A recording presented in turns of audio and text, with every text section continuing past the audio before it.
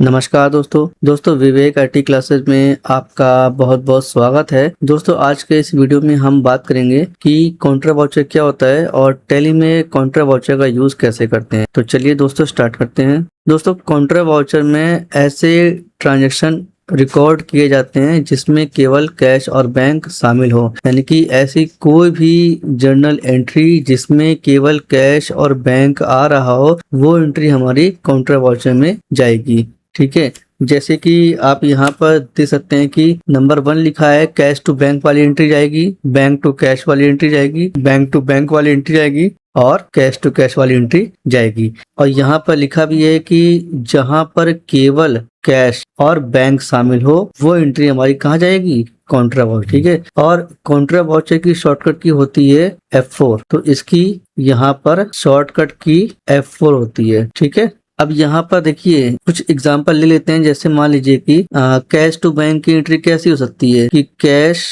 Withdrawal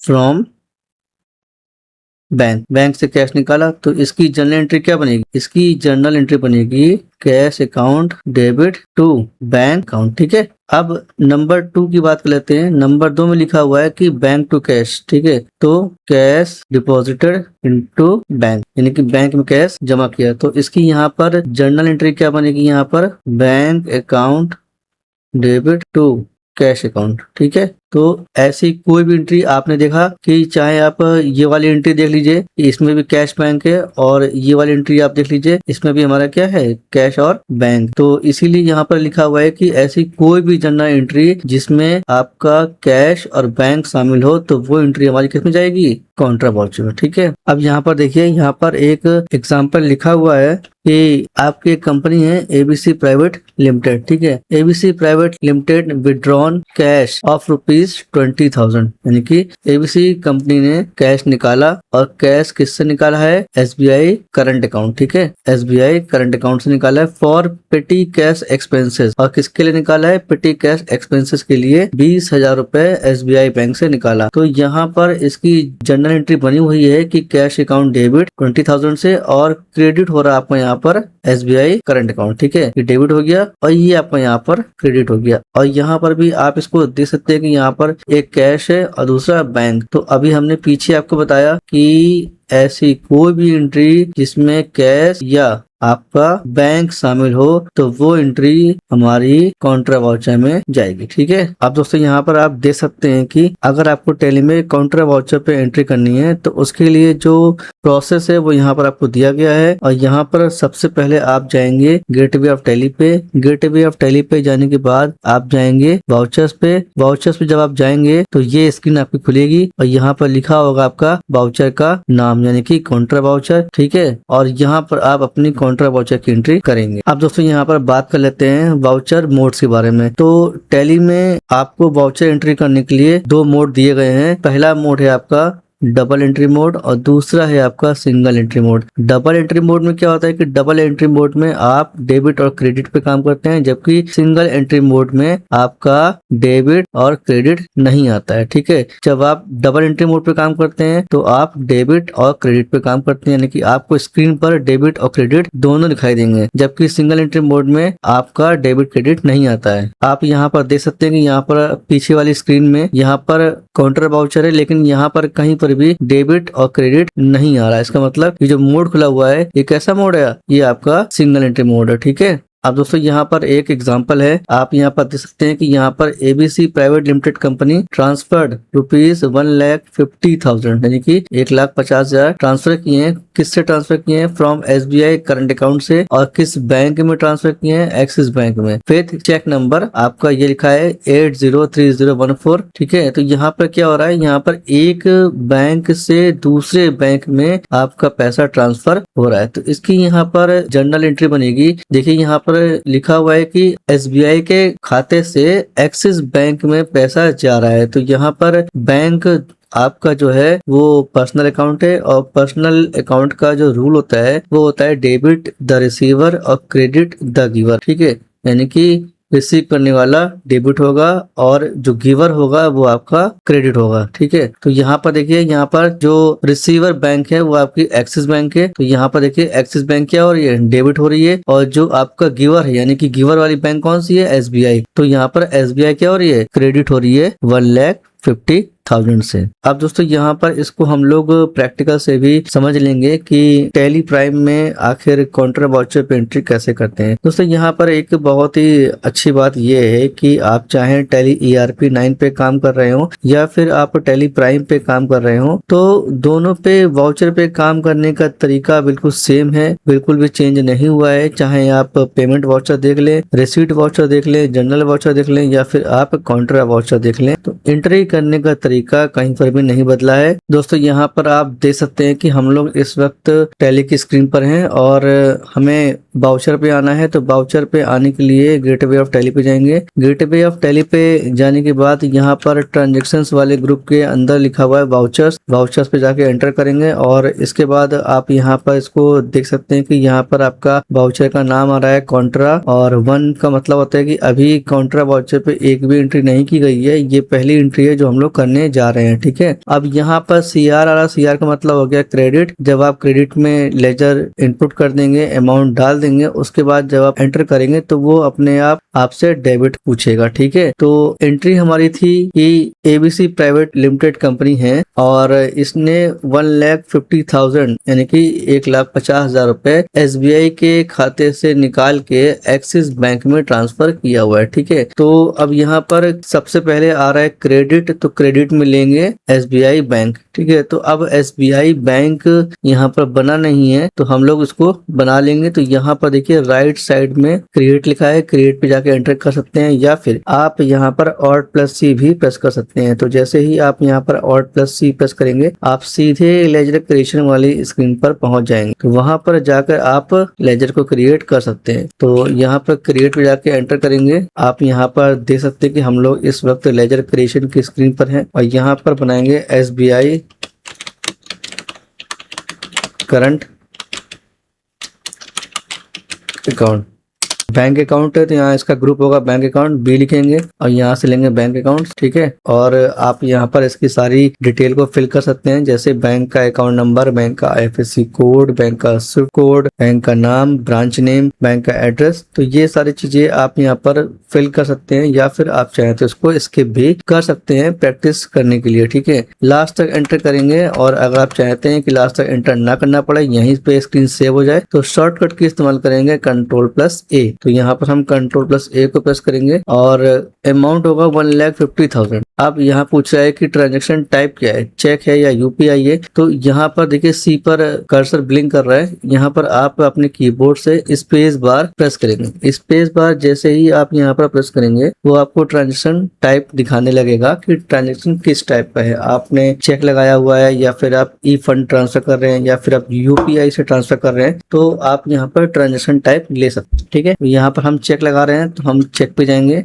और enter करेंगे। उसके बाद अमाउंट में जाएगा तो अमाउंट तो यही रहेगा 1,50,000। ठीक है, अब इंस्ट्रूमेंट नंबर, इंस्ट्रूमेंट नंबर का मतलब होता है चेक नंबर। तो आप यहाँ पर रैंडमली कोई भी चेक नंबर डाल सकते हैं, जैसे कि 803201 ऐसे। ठीक है, इंस्ट्रूमेंट डेट का मतलब होता है कि आपकी चेक की डेट क्या है, तो आप यहाँ पर चेक की डेट बदल सकते हैं। एंटर करेंगे। अब यहाँ पर आ गया है डेबिट, डेबिट में होगा एक्सिस बैंक। तो अब यहाँ पर एक्सिस बैंक का लेजर हम लोग बनाएंगे, तो यहाँ पर शॉर्टकट की से बनाएंगे। तो शॉर्टकट की हमने बताई है Alt+C, तो यहाँ पे Alt+C करेंगे। आप यहाँ पर देख सकते हैं कि हम लोग डायरेक्ट लेजर क्रिएशन की स्क्रीन पे पहुंच गए हैं और बैंक का नाम होगा एक्सिस बैंक अकाउंट। इसका ग्रुप भी बैंक अकाउंट ही रहेगा क्योंकि ये बैंक है। और इसके बाद इसकी सारी डिटेल को हम लोग स्किप कर देंगे, Ctrl+A से इसको सेव कर देंगे। ठीक है, तो ये हमारी यहाँ पर जर्नल एंट्री हो गई। अब यहाँ पर आपको बताते हैं, जैसे कि आपको दिख रहा होगा कि SBI करंट अकाउंट के नीचे जो इसका करंट बैलेंस है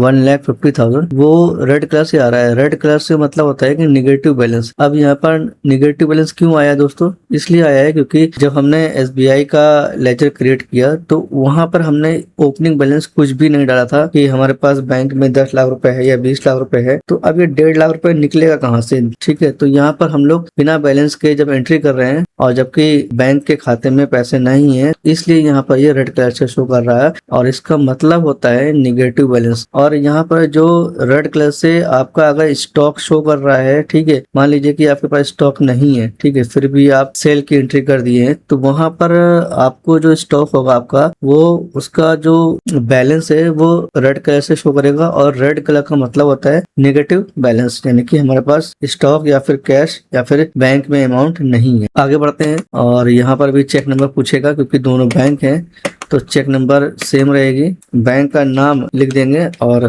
एक्सिस बैंक कर देंगे। यहाँ देखिए राइट साइड में लिख के आ रहा है लिस्ट ऑफ बैंक, यहाँ पे जाएंगे स्पेसिफाई बैंक नेम और यहाँ कर देंगे एक्सिस बैंक अकाउंट। ठीक है, नरेशन में आप टाइप कर सकते हैं, मान लीजिए कि being check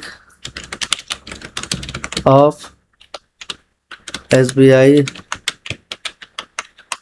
transferred to Axis bank account. ठीक है, एंटर कर देंगे और ये एंट्री हमारी सेव हो गई। अब काउंटर वाउचर के ठीक बगल में देखिए यहाँ 2 लिख के आ रहे हैं, मतलब एक एंट्री हो गई है। और अब जो एंट्री हम लोग करने जा रहे हैं या फिर करेंगे तो वो होगी दूसरे नंबर की एंट्री। ठीक है, अब हमें सारी एंट्री देखनी है कि हमने जो अभी एंट्री की है वो कहाँ पर है, तो आप स्केप की से पीछे आएंगे। पीछे आने के बाद यहाँ पर देखिए पूरा रिपोर्ट्स का सेक्शन बना हुआ है और रिपोर्ट वाले सेक्शन में बैलेंस शीट भी है, प्रॉफिट एंड लॉस भी है, स्टॉक समरी भी है, रेशियो एनालिसिस भी है और इसके नीचे डिस्प्ले मोर रिपोर्ट का ऑप्शन भी है। तो डिस्प्ले मोर रिपोर्ट पे जाएंगे और यहाँ पर डे बुक पे जाएंगे, यहाँ पर आपको सारी एंट्री दिखाई देंगी जैसे अभी हमने की है काउंटर वाउचर पे। तो यहाँ पर देखिए वाउचर टाइप में आप सीधे जाके काउंटर वाउचर लेंगे और एंटर कर देंगे। तो इस तरीके से टैली में आप कोई भी एंट्री देख सकते हैं। और स्केप की से पीछे आएंगे, पीछे आने के बाद आप यहाँ पर आप देख सकते हैं कि जो एंट्री है वो डिटेल में नहीं आ रही है, मतलब SBI करंट अकाउंट तो लिखा हुआ है लेकिन उसके साथ का जो लेजर है वो यहाँ पर दिखाई नहीं दे रहा है। तो कोई भी चीज हो टैली में कहीं पर भी अगर आपको डिटेल में देखना है तो डिटेल में देखने के लिए शॉर्टकट की इस्तेमाल करते हैं और+F1। तो यहाँ पर हम लोग और+F1 करेंगे और यहाँ पर आप इसको देख सकते हैं कि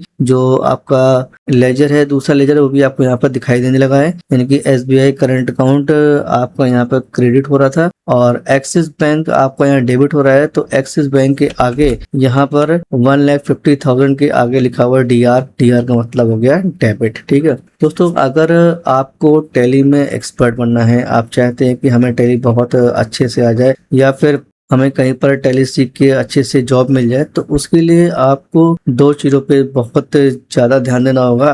पहली चीज है कि आपको शॉर्टकट की पे अगर आपको काम करना आ गया तो आप मानिए कि आप टैली के एक्सपर्ट बन गए। उसके बाद सबसे इम्पोर्टेंट चीज होती है कि अगर आप कॉमर्स साइड से हैं तो आपको जर्नल एंट्री आती होगी, तो आप किसी भी वाउचर मोड पे काम कर लेंगे। और अगर आप कॉमर्स साइड नहीं है तो भी आपको परेशान होने की जरूरत नहीं है। आप नॉर्मल से जो एंट्रियां होती हैं और जैसे पेमेंट वाउचर हो गया तो सीधे सीधे ये पता चल रहा है कि हम पेमेंट वाउचर में वही एंट्री करेंगे जिसमें हम पेमेंट कर रहे होंगे। या फिर आपका रिसीट वाउचर हो गया तो रिसीट वाउचर का यूज तब करते हैं जब किसी से पैसा रिसीव कर रहे होते हैं। ठीक है, और अभी जो हमने बताया काउंटर वाउचर, तो काउंटर वाउचर तो बिल्कुल सिंपल है कि ऐसी एंट्रियां या फिर ऐसे ट्रांजेक्शन जिनमें केवल कैश और बैंक शामिल हो वो एंट्री हमारी काउंटर वाउचर में जाएंगी। अब कौन कौन सी एंट्री जा सकती है? Cash to bank, bank to cash, bank to bank और कैश टू कैश। अब यहाँ पर कैश टू कैश की एंट्री यहाँ पर दोस्तों कैसे हो सकती है? ऐसे हो सकती है कि मान लीजिए कि हमारे पास 2 कैश हैं, एक मेन कैश है और दूसरा पेटी कैश है। पेटी कैश का मतलब होता है जो ऐसा कैश जिसको हम छोटे मोटे खर्चों के लिए इस्तेमाल करते हैं। ठीक है,